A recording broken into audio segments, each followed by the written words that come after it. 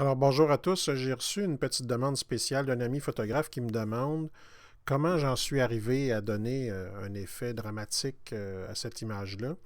En fait, il y a plusieurs étapes, c'est pas nécessairement très compliqué, mais il faut vraiment expérimenter, c'est la seule façon de trouver vraiment des réglages qui correspondent à ce qu'on veut faire.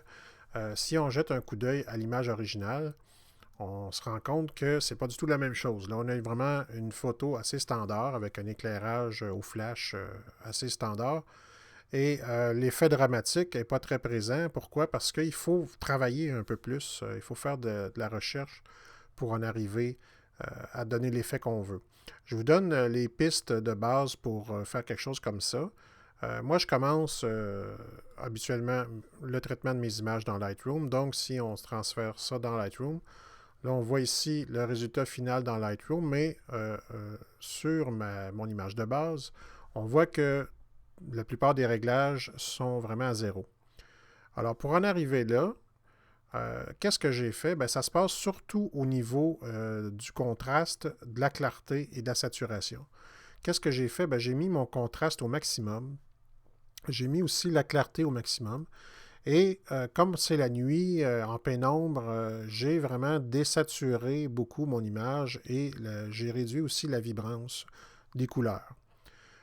C'est vraiment une base qui me permet d'avoir cet effet-là. Ensuite, ce que j'ai fait, ben, au niveau des hautes lumières, je les ai réduits pour aller chercher le plus de détails possible. J'ai fait le contraire avec les ombres, je les ai débouchés. Et ensuite, ben, j'ai choisi, au niveau du point blanc et du point noir, j'ai choisi un contraste qui me convenait assez bien. Évidemment, on perd du détail dans les ombres, mais c'est une image un peu spéciale dans ce cas-ci, une image d'Halloween. Donc, on a besoin d'un effet dramatique. C'est sûr qu'on va perdre du détail dans les ombres, mais on va y gagner au niveau de l'atmosphère. Ensuite, ben, avant d'exporter mon image dans Photoshop, je mets toujours un peu de netteté. Donc, mon gain est autour de 80. J'ai fait aussi un peu de masquage.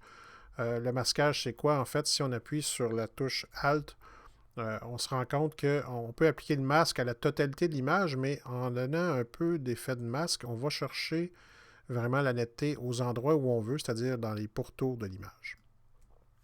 Donc, j'ai une image finale intéressante, je l'exporte dans Photoshop. Et là, qu'est-ce que je viens faire dans Photoshop pour en arriver là? En fait, j'ai rajouté quelques calques. Si on fait le tour, ben, d'abord, j'ai mon calque final qui est ma signature, donc on décoche pour l'enlever. Et j'ai aussi un calque un peu spécial. Dans ce cas-ci, je vais vous montrer en décochant les autres ce que c'est exactement. C'est une image carrément différente, une autre image que j'ai trouvée sur Internet. Si je vais voir sur mon disque dur, je vais vous montrer ça. C'est un texture pack d'Halloween. Donc, c'est des images avec des arrière-plans qu'on peut utiliser pour faire des montages photos et des trucs du genre. J'ai trouvé ça quelque part sur Internet là, gratuitement. Je me souviens pas où, malheureusement, mais en faisant des recherches, vous allez pouvoir trouver des texture packs qui contiennent une multitude d'images qu'on peut utiliser par la suite, qui sont libres de droit et qu'on peut utiliser pour faire des trucs un peu fous, des trucs qu'on veut faire normalement dans des images spéciales, des images où il y a des montages, des effets spéciaux. Évidemment, vous pouvez faire vous-même vos texture packs en photographiant des textures de roches, de verdure, de bois, n'importe quoi en fait. Puis une fois qu'on a ces images-là, on peut les traiter comme on veut, leur appliquer des filtres, les modifier, et ensuite on peut les utiliser par-dessus nos photos originales comme des calques séparés. Et ce calque-là, ce qu'il vient faire, ben, il vient donner un peu une atmosphère un peu cuivrée à l'image qui ne serait pas présente normalement. Et moi, j'ai appliqué à ce calque-là un mode d'incrustation plutôt qu'un mode normal, parce que si je le mets en mode normal, évidemment, il occupe tout l'espace. Et si je fais juste réduire l'intensité du calque, ben, ce n'est pas suffisant. On voit qu'il y a une superposition des deux. Donc, je le mets en mode incrustation. Et là, ça vient donner juste un peu d'effet euh, cuivré à mon image avec un peu de texture. Je trouve ça intéressant. J'ai découvert ça, honnêtement, en faisant des tests. Il faut parfois faire un peu de recherche intuitive dans Photoshop pour aller chercher des effets qu'on veut. J'ai fait différents tests avec différentes photos et c'est avec celle-là que j'ai réussi à aller chercher l'effet que je voulais. Et ensuite, ben, moi, ce que je fais, j'aime bien appliquer sur une copie de mon calque de base. Mon calque, dans ce cas-ci, j'ai fait une petite erreur, j'ai copié plutôt que de le détruire, là, mais si je copie mon calque d'arrière-plan, j'en fais une copie. Pour ne pas me mélanger, je l'appelle Sharp. Et là, en restant sur ce calque-là, je m'en vais dans les filtres et là, j'applique dans divers le filtre passe haut. Pour une image à haute résolution, j'applique en général un rayon autour de 1.3, 1.5.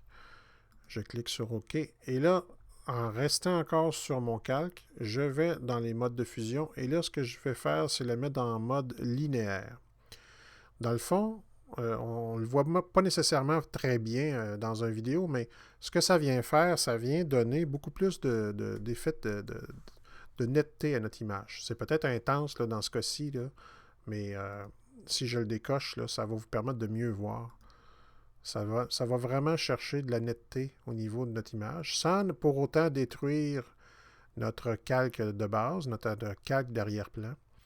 Et l'avantage, c'est qu'à tout moment, on peut le décocher ou le détruire, et on peut aussi jouer avec l'opacité du calque.